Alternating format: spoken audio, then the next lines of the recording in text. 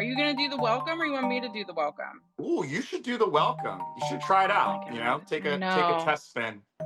Yeah, people don't like new things. It's like welcome to Twig and Jenkins. I am Carrie Twigg. I'm here Uh, with my co-host. Brad Jenkins. We shared an office at the White House for many years and somehow remain best friends and have gotten more politically codependent as every year has gone on. We decided to inflict that on the internet. Thank you for listening. How'd I do? It was Was it great. painful? I don't No, know. that was great. It's like a remix version. That was like remix to Ignition, It's like we went Not remix to Ignition. Not an R. Kelly No. reference. All About the Benjamin remix? No? Can't do that either? Sure.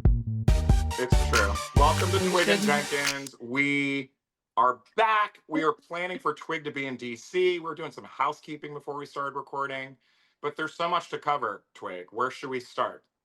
Bro, we should start with my travel schedule, but I'm going to be in DC so much this summer, at least the first half of summer. Let's go. It's crazy. It's really shaping up. But I'm going to London in a couple days for South by Southwest, which I'm super stoked about. I lived in London for a little while. I love London. I love South by Southwest. It's going to be killer. Interesting. They're bringing Austin to London, huh? Yeah, or like the expansion pack, right? It's like Okay. they're just bringing the vibe of a music, film, TV, interactive conference to London, which is a great city. Like London's a fantastic city anyway, Love and London. so Yeah. I think it's a great city for South by Southwest in particular, and in the vibe that's there. So we'll see, but I don't need an excuse to go to London in the summer, Zero excuse. I got two of my favorite cousins, I all my love it. best friends. Like it's gonna be great. And I then I'm love coming it. to you. Then I'm doing a couple days in New York for Tribeca, and then I'm in DC for like a week. Let's go. Here's my big question. Yeah. Should I and or we go to the Kendrick concert? Ooh, well, Queen Bey is coming in July, right? You're going to that show. I already have tickets for that. You Baby's already all have sorted tickets out. to that. When is Signed the up for the Kendrick show? rodeo. When is the Kendrick 18th. show? Ooh, yeah, maybe. I think Marina's traveling that week, but here's the thing, though. This is going to be a hot take to start the pod. Get into it. Big arena shows, big hip hop arena shows, very diminishing returns for me. I hear you. And I normally would completely agree, but I saw Kendrick in Crypto Arena here in LA for Mr. Morales for that tour. It was spectacular. Like, don't forget that he has a whole creative agency that he runs. And PG Lang, like the sets, the storytelling, the visuals, the lights, like it was spectacular. It was by far the best sort of rap hip hop arena show I've ever seen. And because normally I would have the same objection, just like it doesn't translate as well. But Kendrick just is a different. He's a different thing. I'm with you. I'd be willing to say, I'd be willing to like vouch for that. I bet it's gonna be amazing. Is it gonna be a Cat 1? Or I think it's in Landover. Oh, okay. Where the Skins play. I mean the Commanders play. Skins coming back to RFK Stadium, by the way. Which is incredible. It's very exciting. It's like confirmed. Very exciting. Has to get through the DC Council, but it's looking very favorable. Yeah, why would they say no to that? It's the DC City Council. Well, there's that. Can't you just break them off a little cash? I know. That's the way it works. That's what I'm saying. That's why they make it difficult, Some payback. Right. We're gonna have to keep it tight this week because you got to go pick up these kiddos. But listen, the day has arrived. Elon Musk is leaving the White House, apparently in the gossip corner of the world with Stephen Miller's wife, which I took a particular hilarity too. But his time as a special government employee, which is capped at 180 days, is over. His Katie, I think her name's Katie. Of course, it's Katie. Katie Miller, Stephen Miller's wife, was Elon's like number 2 at DOGE. She is leaving with him to work with him full time. And Elon has been trashing the president and the big, beautiful bill that we talked about last week, which has also been delicious for the internet. Any thoughts? Is this all news to you? You're on your own this week, and so you're just like, you got nothing. I haven't. I saw. Yeah, I mean, look, we all already knew that Elon, that this was always going to be like, he's just going to come in there with the sledgehammer or chainsaw, whatever it was. He was going to scrape all of the data possible for himself. He was going to extract and get the most out of the federal government for his own personal gain. The grift was good for Elon. The grift was good for the Trumps in these first 100 days. And then he was going to move on, because this is not someone who is ever serious about this work. I don't know. The big, beautiful bill trashing, I felt like maybe I just saw the interview. It didn't seem that much of a trash. I think he essentially said, we're spending too much, and he expected that it to be more cutting as opposed to more spending. But you're right. The Trump Elon bromance is over. It was good while it lasted. And now he has to figure out how to like put together Tesla, because it's tanking. So I'm curious, like, if we were to grade, if Elon were to grade himself on like, was this a net positive for him personally? I don't think he would give himself a good grade. That's a good question. Yeah. I mean, I don't know. I don't know that he thinks about,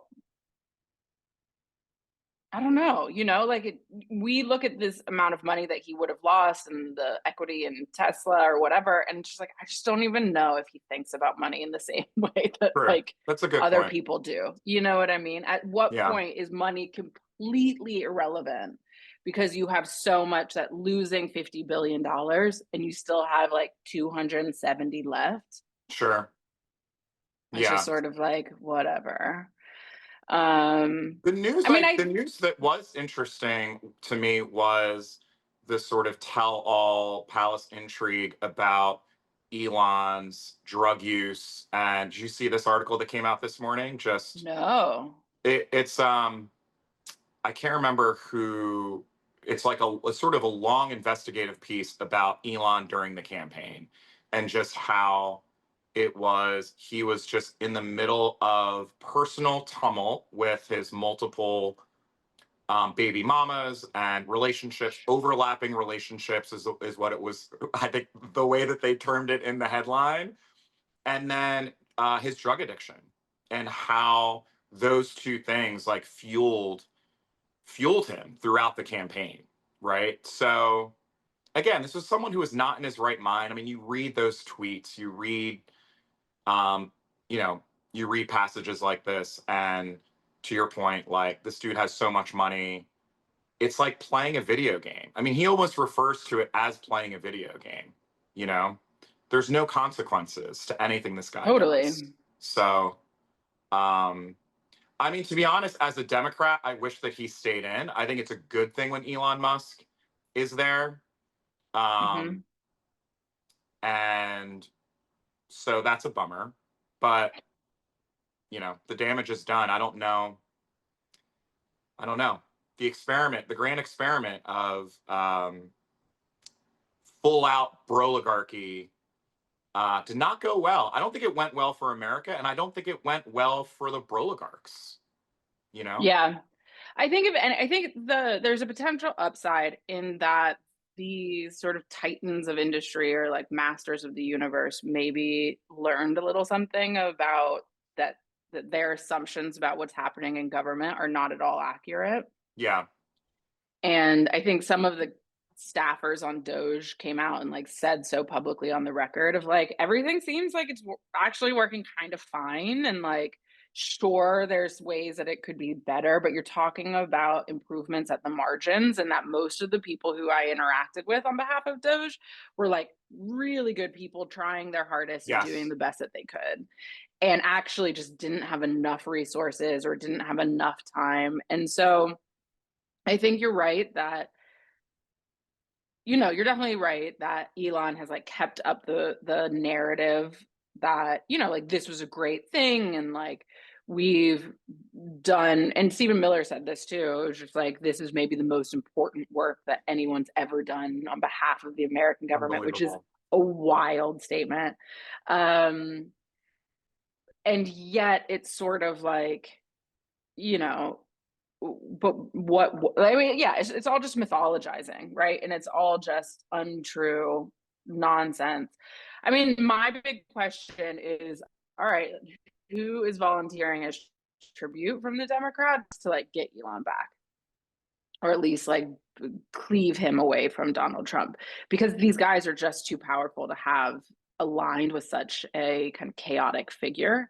And it's a different conversation about whether they should be so powerful in the first place that I'm happy to have, and yet we live in the world that we live in. And so it's also just like if Elon was so easy to lose just by not being invited to an EV meeting by President Biden, then like who's getting him back, like who is gonna Our try and homie convince Our him? homie Rohan Patel, who ran Tesla government affairs for many years now.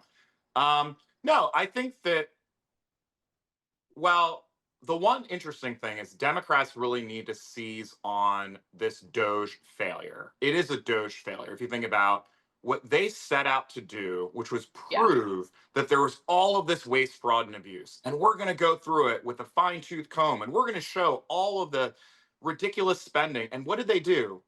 They face planted, and they put yeah, out bullshit information and wrong information, and they yeah, claim that social security payments were going out when they weren't. And if anything, to your point, like if anything, they prove that no, you know what the federal government is? A lot of pretty poorly paid public service workers doing their best and doing it without any acclaim, doing it without any pomp and circumstance, doing it without any seed rounds and exit deals and millions of stock dollars. And options, and yeah, yeah, and planes from Qatar. And, no, these are just everyday people. And I think that, our homie Andy Kim, our friends AOC, our friends Coach Walls, like, a lot of the rancor, a lot of the anger from the American people was at DOGE. It was at DOGE, right? And now it's going to be on this big, beautiful bill. And it's ironic that Elon is distancing himself from the big, beautiful bill, right? So I'm glad he's gone. I think that the other thing I would say too is I think his presence in DC, there was almost a fog of, will things ever get back to normal? Like, do we have to imagine a new form of federal government where we have lost half of the government agencies and departments, right? And we're never going to reconstitute them again. And I think that DOGE has been a failure. And I think that my hope is that these things all come back, right? It's like, yeah. Well, I think that's going to be the question, like how enduring are the changes that they yes, have instituted, right? Because they didn't save much money. I don't know that they made the government more efficient, but they did wreck shop. So, they wrecked shit. They yeah, wrecked shit. yeah. Um, Next on our list, there, I think you or Rob Dyer texted this friend of the pod, Rob Dyer, texted the taco moment, the Just now incredible. iconic taco moment. Talk us through. Just incredible. No, this was all Rob Dyer. God bless Rob Dyer, my next door neighbor, the better half of the Helena Andrews Dyer from the Washington Post. Um, no, Rob, you know, the fact that it's taco, I never even heard that acronym. Had you heard it before? No, Yeah. this drew it all to my attention because this is apparently a Wall Street bro situation. So the dudes on Wall Street who have been trying to figure out sort of what so the stock market, as we know, has been incredibly volatile based on so many of the pronouncements that Donald Trump is making, and that there Yeah. has been this thing that has occurred many, many times where people have purchased or set incredibly outrageous options on particular commodities or stocks the night before or a few hours before Donald Trump makes some sort of statement or tweets on Truth Social or does what he does. And that causes these massive increases in valuation. These individuals who are often buying anonymously to make massive sums of money that then they can reintroduce into the market or sell back and cover their losses. And so there's all these guys on Wall Street who are trying to figure out like what's happening. Do these people have insider information? Is there insider trading happening? Or have they made a bet? Maybe not even and have they made a bet that Trump will back down? Trump will follow his pattern of sort of making these outlandish claims, saying that he's going to institute 125% tariffs on China, whatever, and then eventually roll it back, as he's done over and over and over again. And so leading to the creation of an acronym called TACO, which is Trump always chickens out. And so Trump was doing a press avail. I think, was he at the White House or was he on the plane? He's at the White He's House. at the White House, Does a I press think. avail, and a reporter is like, "What do you think about these guys on Wall Street who are using the acronym Trump always chickens out, TACO?" And Trump just melts down He because we lost it. all know the people that he cares the most about are the guys on Wall Street.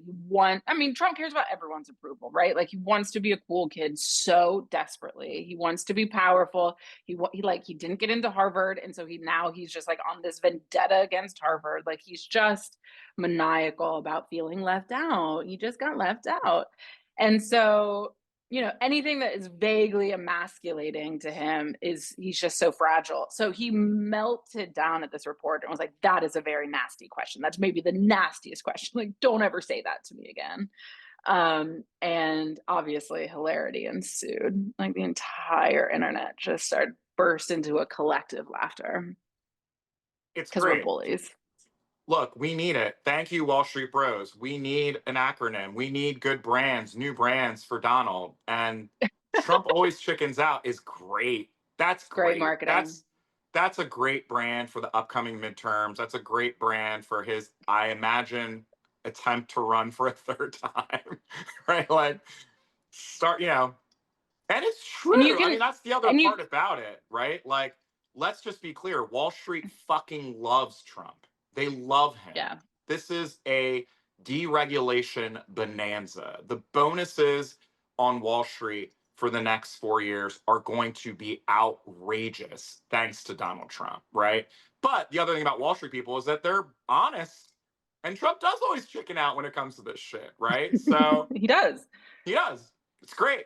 Yeah, look, when people get really angry, that's when you know it's right. It's like Totally. touches the Totally. nerve center. Yeah, God bless. What was that on Tuesday too? I wanted to say it was Taco Tuesday. Like we should remember this moment. We should remember this moment forever. We can call Trump Taco Tuesday, Taco Trump. And you know what? It works because when Don Jr. runs, if Trump Sr. doesn't run and Don DJ runs, we can still use it. Trump's always chicken out. But you're right. This is a great branding. We had Weird of 2024. Trump being a coward is obviously a well-known reality, but a little acronym never hurt anybody. There's a lot you can do with it. A lot of merch you can make off of that. A lot of ads you can cut. I am very curious about whether or not you read the article about the DNC's $20 million investment in learning how to talk to men, and if you have any thoughts. Name drop here. Our guy Swin at the Rolling Stone, who wrote another piece. I don't know if it was the original piece or a deeper dive actually called me because he wanted my thoughts on it. I didn't realize the people behind it. It's Elise Hogue. I've known Elise for years. John Delavote, who is the best at sort of, youth poll. He's kind of the youth poll guru over at the Harvard IOP. Sounds like Colin Allred is also involved. Oh, interesting. I'm all for it. I don't know. I mean, look, there was Do you another think it'll be successful? Do you think that this is the way? To I me, don't here's know. the thing.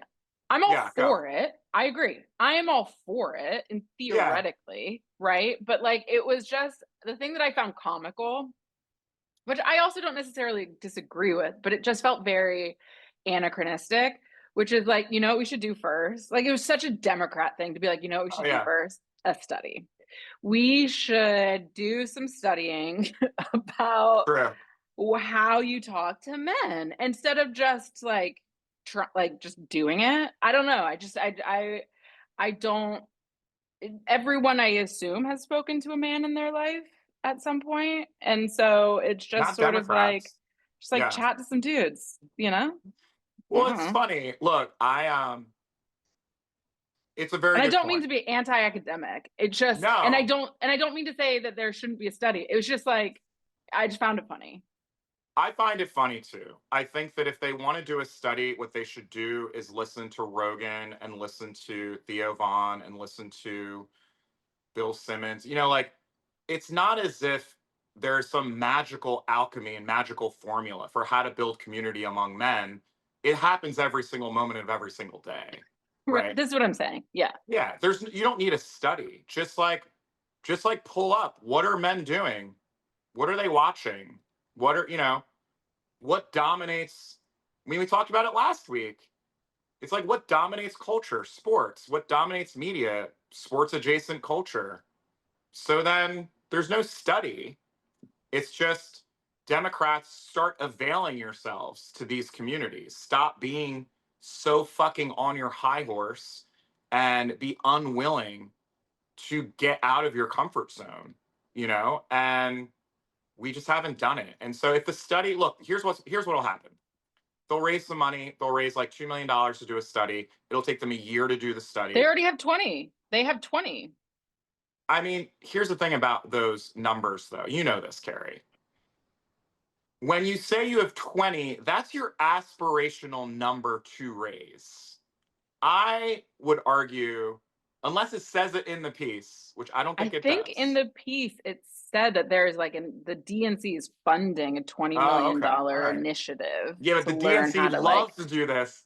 Yeah, they will this is what I mean. We're funding a 20 million thing, and then they're actually putting in 500K, and they're going to go out and raise money because it's a fundraising vehicle. It's a fundraising vehicle to say, we're going to go out there and talk to men. So whenever they talk to a donor who's been reading about how Democrats suck with men, they can say, oh, we have this $20 million campaign.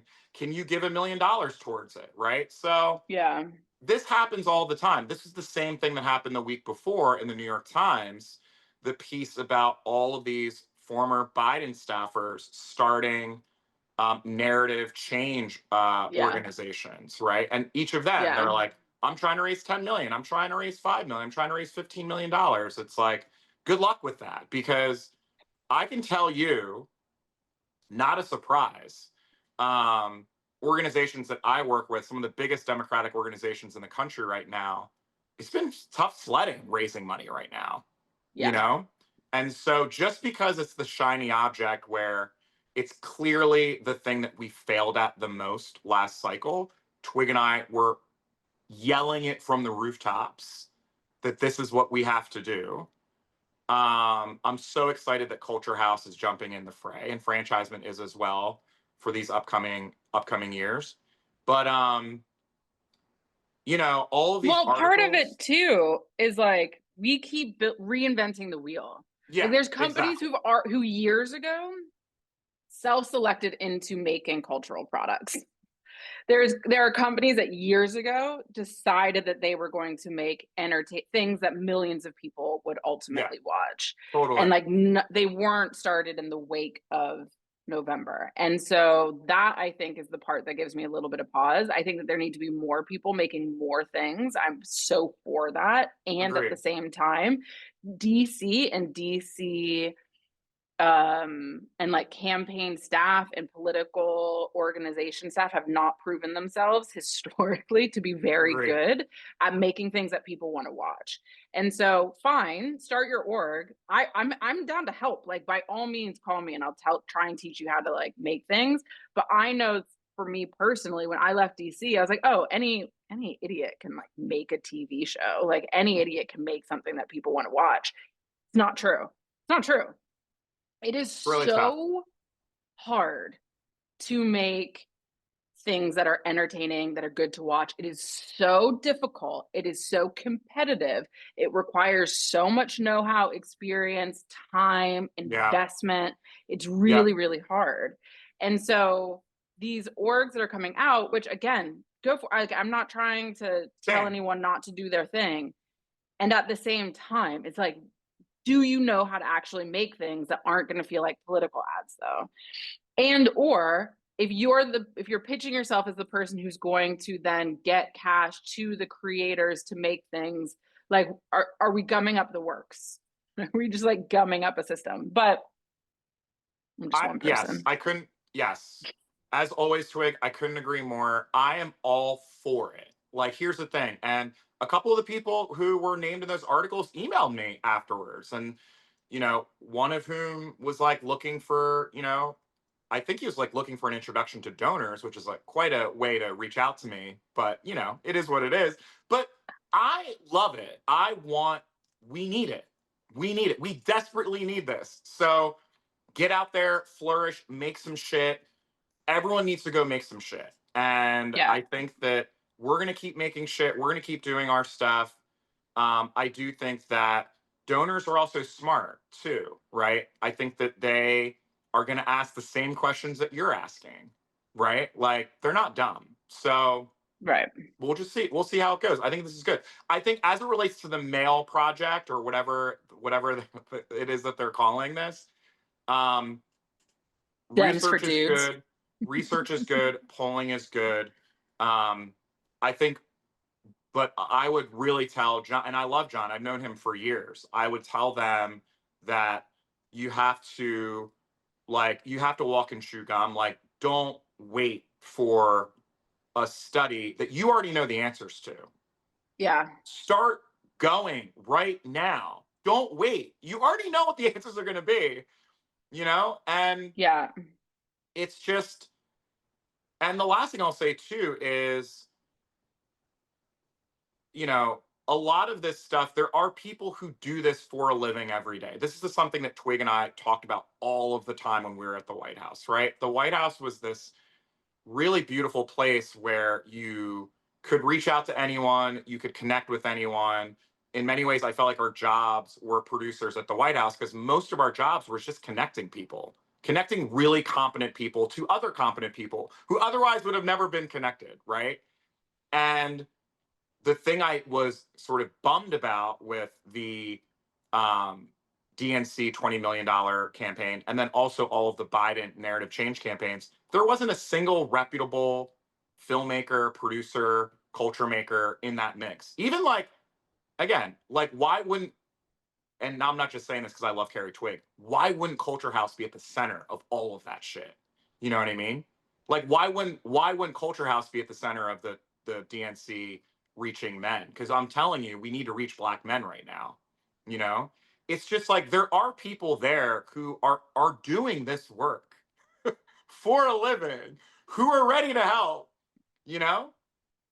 And Totally. anyway, sorry not to be one of those people, but I feel like, and it's not just us. It's like The Ringer. It's like Van Lathan. Yeah, totally. It's like Totally. all of these incredible people that are doing it. Like Pablo Torre, Totally. there's Nina Kimes. There's so many people who are doing it every day. Totally. And And who those like are the might people. not want to be formally affiliated with the party in any meaningful way, but like have a lot to say and would certainly be willing to like come in and say it or point them Totally. in the direction of other people. And I remember all the time that when we were doing when Congress was doing the January 6th hearings, they Yeah. hired a television producer to come in and produce those hearings, right? Yeah. And it was one of the master strokes that Liz Cheney actually did, was like, how is this going to play on TV? And Democrats have Yes. not. So it's not like we don't know how to do this. It's not like some people don't know how to do this.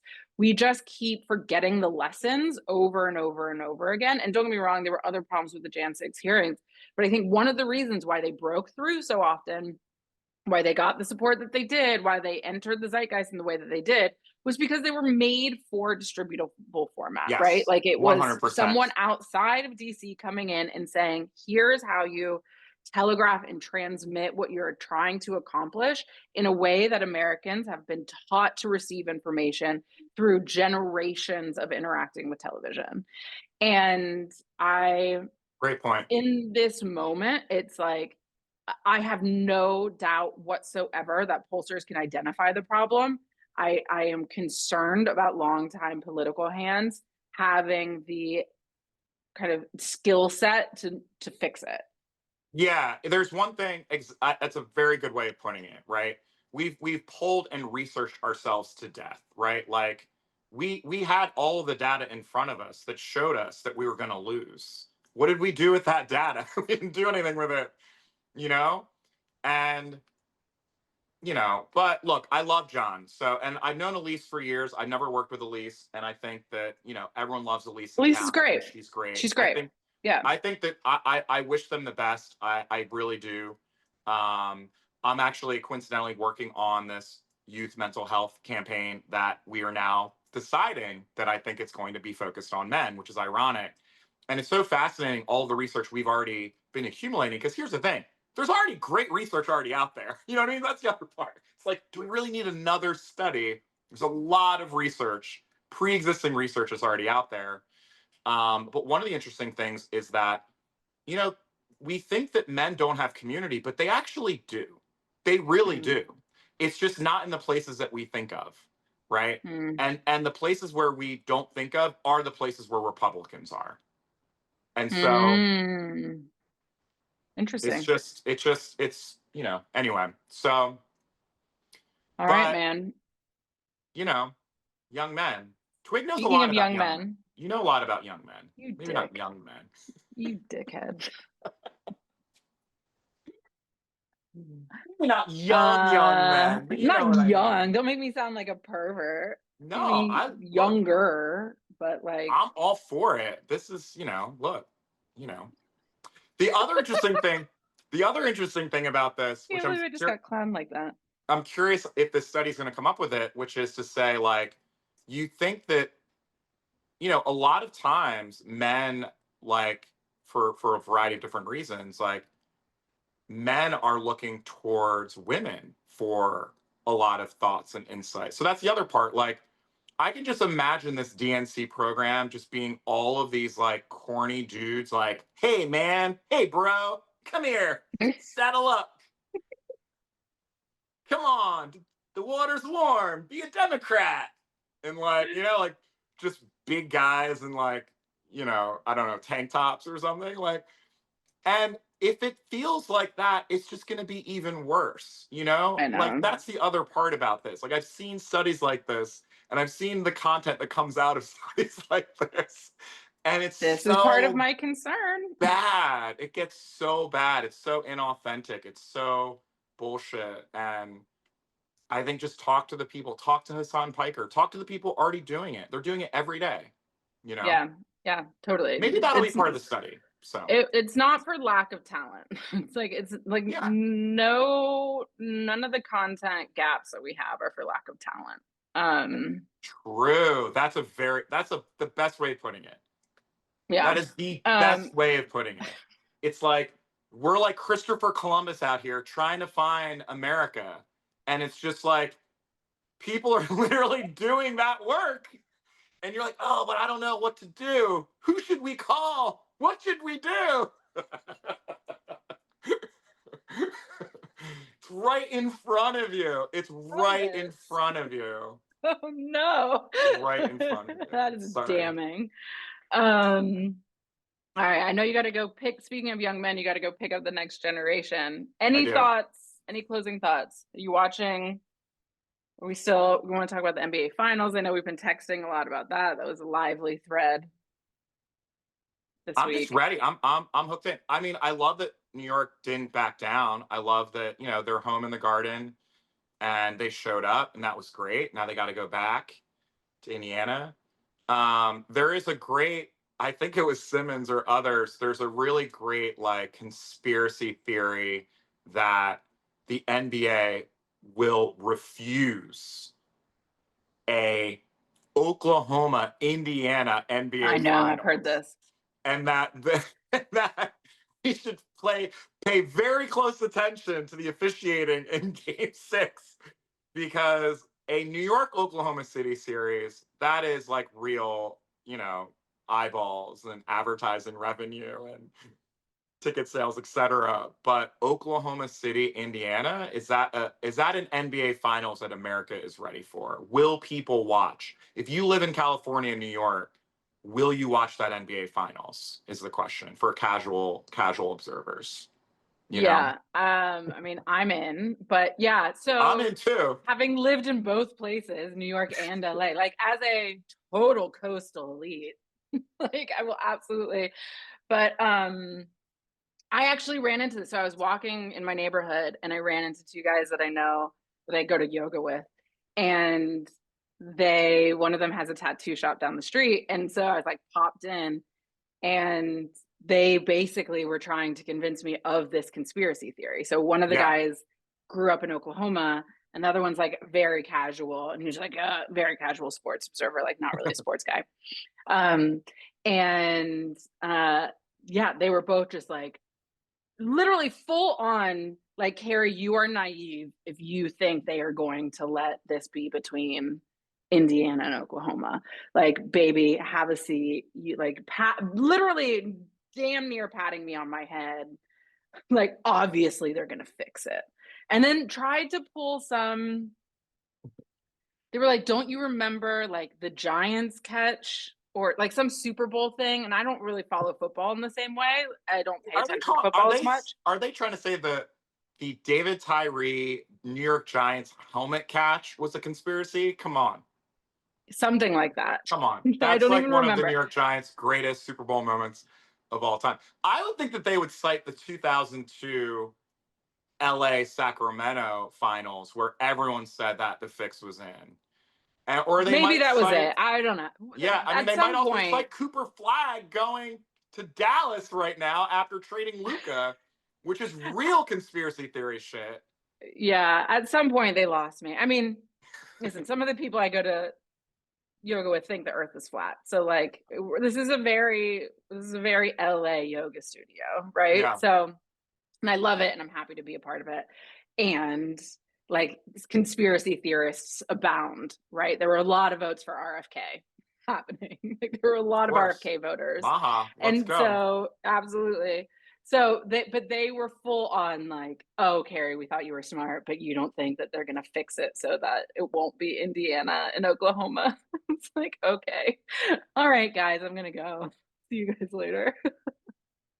We'll see. It's going to be a great game. I can't wait. This has been a really great NBA year. Like, I think Oh that yeah. the we talked about it last week, the sort of new stars emerging, but like there's just great spicy narrative, right?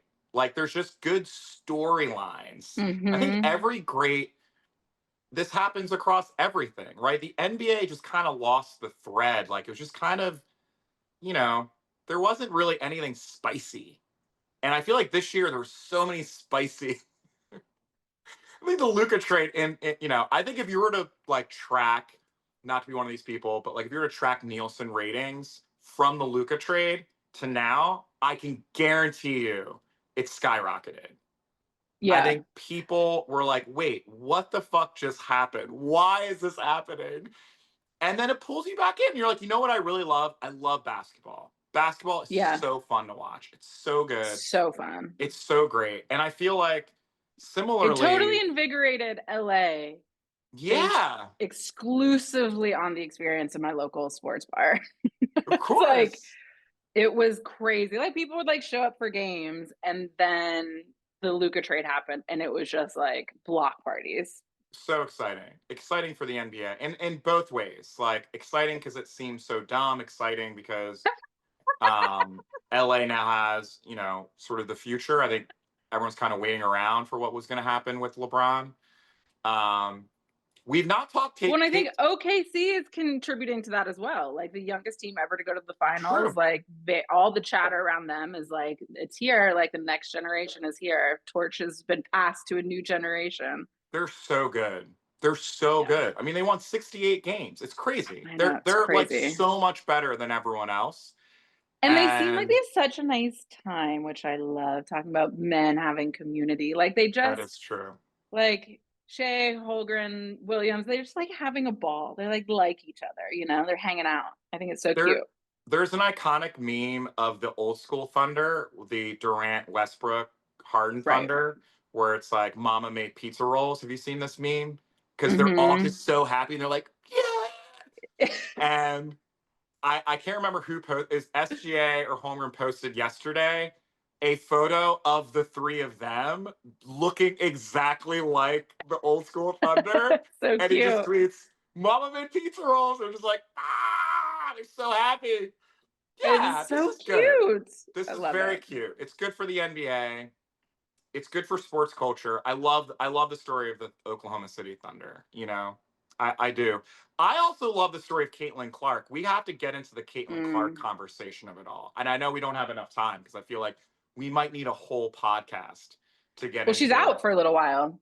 She's hurt, but Um, the thing that I want to direct people's attention to, and Ethan Strauss wrote a really great piece about it for folks that follow Ethan, is the WNBA president wrote this scribe, this like patting herself on the back scribe about the incredible success of the WNBA since her tenure. And I'm sure she had some PR person write it for her, but it's just like, the attendance and the ratings and the merch and the, revenue. It's just somehow magically skyrocketed since she became the WNBA president. And it's incredible, Carrie Twigg. She mentions Caitlin Clark one time in this scribe. One time. And when she does mention Caitlin Clark, she always says Caitlin and Angel Reese and Cameron Brinks. Like, never one time does she mention the phenomenon that is Caitlin Clark and how yeah. important she has been to not just the WNBA but women's sports. It was Yeah, ridiculous. there's so much politics to that, though. I mean, like, she's And gonna have a Twig, hard time. She's gonna have a hard time singling out Caitlin Clark. Don't get me wrong. And as a agree. But you have to like give her a little bit of credit, no? She did. She named her alongside Angel and Cameron and so many of the other young women who are driving. I'm not a hater. I'm not a Caitlin Clark hater by any stretch of the imagination. I love watching her play. Yeah, She's not on my team, but I sure. love watching her play. Um, You know who was and mentioned in her piece is the Tasha, elephant. What's the elephant's name? Ellie. Ellie. I think Yeah, Ellie was mentioned more than Caitlin Clark in her piece. So I'm fine with that. I'm fine with that. you love that. I love the New York Liberty, so like I am perfectly fine with that. No, look, And there's you're no right. I don't problem. know. I found myself in a very interesting and precarious position of being a huge Caitlin Clark fan, which Yeah. is it's an interesting moment Well, to be a you Caitlin Clark. you have a little streak of contrarian to you, of race of race trading, race I contrarianism. She is so fucking good. She's She's so incredible. good. I'm not taking that away from her. She's incredible. She's so good. She could be green. She could be, I don't care what. She's just so good, Totally, you totally, know? totally. But again, this is what, look, we got to do a sports. I mean, we're going to have Rob on. Speaking of, We're gonna we have can Rob on. really, I want to get into the Caitlin Clark of it all. I know it's going to be, I mean, it's not like anyone else is talking about Caitlin Clark. So we're really focusing in on like untreaded ground by talking about Caitlin Clark. But I think it's interesting when I almost feel like it's a litmus test for challenges the Democratic Party has sometimes. You know, I think race is tricky. No, I'm serious. It is. You're right. You're right. It is. Race is tricky. I think race I is see what really you tricky. mean. You know? Yeah, it is. I mean, the thing about it is, yeah, we seem to kind of pendulum swing between not talking about it enough or talking about it too much. Right, right. And I think I was actually having this conversation with someone in DC a couple days ago. Like, just relax. Like, everyone relax. Like, just be cool. Like, everyone just wants it to be cool, you know? Yeah, And so you don't yeah, have to overperform. You don't have to pretend it's not happening. Like, there can be some light acknowledgement of the dynamic that we all know exists, but it doesn't then have to be the like to hammer everything as a nail. Like, the yes. people who go out of their way to like tell me about their biracial, you know, niece or whatever, and I'm just like, please stop. Like, this is so uncomfortable. This is like, I don't care. And it's also Oh, like, that's you very know what I mean? It's sweet. like, yeah, I get it. And also, like, that's not the only thing you can talk to me about. Like, there's also so many things that we could talk about, right? Like, there's just, and 100%. it's not the only measure by which I will like you or feel like there's a 100%. similarity or a kinship between us. And so it just makes me, whenever that happens, I'm just like, oh, so you're uncomfortable and are trying to like get yourself to be comfortable. And so I think that, like, we can, and Caitlyn Clark falls into all, she's extraordinary. She's incredible to watch because so much is put on her and because she's dominating in the way that she is at a time when there is so much talent coming up and when there are incredible players. Like, Yes. Angel's also incredible to watch. And that she, you know, I mean, it's just, yeah, it's tricky to get in and out of effectively. Well, and we'll close because I do have to go pick up Oscar. But I bring up politics because the one thing I have seen since this latest like tussle, right, where Angel and Caitlyn had like gave Angel a pretty hard foul. They, you know, they've not liked each other very much over the course, and like I love that. I love that players That's don't like each actually other. been that's actually been like widely debunked by their coaches That they who have don't been like like, each other. yeah, that have just been like, Oh, they're competitive, they're but competitive. like, Yeah, I'll put it that way. They're competitive on the basketball court, right? yeah, They are. There's no doubt about it. Like they are very yeah, competitive, much like Michael and Larry were competitive. Much like 100%, you know, like this is totally. As not like anything people who are new. incredibly good at what they do are competitive with Yes, with their equals. yes. There's nothing wrong with being competitive, and there's nothing wrong with you know, getting in each other's faces, and like this is sports. We like this stuff, but the backlash that you saw and the people that kind of like squatted up on one side and the other is so fascinating. It's like, That was really revealing. well, Portnoy is going to Fever games. He's like Yes, courtside. His Twitter now is just him shitting on Angel Reese every day. Like yeah, this is like, again, it's not anything unlike politics. It's like pick a side, squat up, yeah. and all the people that you would assume are squatting up for Caitlyn Clark are doing it. All the people you assume are Which squatting up also for. sucks, right? Because I'm sure Caitlin Clark's like, I don't want these guys.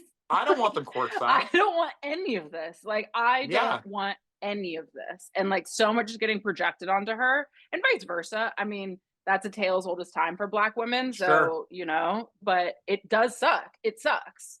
It sucks. And then then it gets personal. And then they're like, people, RG3. I mean, it just got so Yeah, out of control. And I think the reason why is because it's race. It's about race. totally. If Caitlyn Clark Totally. was Black or Blasian or something else, no one would give a shit. Yeah. No, She for would just sure. be another player. For sure. Even if it, And I would also say, even if it were a different sport, oh, interesting. Yeah, true. I think race is such a part of basketball. True. And True. the men's league has done a pretty, like, the men's league has had all these fights. Like, these fights were going on when we were young. Like, I remember so much of the Michael and the Larry, and so much about like how much of a topic it was, how present Black men became in the men's league. Oh yeah. In the late The 80s and dress the 90s. code. Remember the dress code? Yeah. And like Alan. Oh yeah, absolutely. And so like they sort of had their arc. And I think they've settled into a happy medium where race doesn't really come into it. You might have like, unless it's like Jeremy Lin or like Yao Ming, then everyone's like, oh my God, who knew Asians? But like the sort of white black is sort of a little bit over. Right. Maybe not over, but it's just like everyone sort of found their spot. And we're just watching that like growing pain occur in the WNBA, in the women's league. I agree. It's the great white hope effect. It's honestly what it is. Totally. It's you have like diehard fans and players who played in this league for decades. Great white hope comes, and now it's mainstream. It's like Elvis. It's like, pick a thing. It's like Elvis. It's like Eminem. So Caitlyn boring. Clark has a long cultural tradition. Oh, that's so boring. That's so terrible. It's so boring. I didn't even think about that, dude. Terrible. Caitlyn, Eminem. We should do a great white hope ranking for Twigg and Jenkins. We should get Robin for that. That'd be Rob so will get into that. We should bring a white guy in. You should bring someone white guy in. and just surprise them and just be like, now we're going to rank all our favorite great white hopes. We should bring in our own great white hope. Our own great white. It's true. Yeah. Exactly. That sounds like a Tim Robinson sketch. Like, what am I here for? You're a great white hope. You're a great white hope. The Twigg and Jenkins great white hope. It's true. All right, Twigg. All right, man. I have to write a newsletter. I'm so excited to see you. Dude. Next week? No, 2 weeks. In 2 weeks. I get to town the 12th. I can't wait. It's gonna be so fun. So like that's the big question mark on the Kendrick of it all. Like, do I really want to stay to the 18th? Because then I'm coming back over the 4th. But anyway. I would be down. I think it'd be fun. I think it'd be really fun.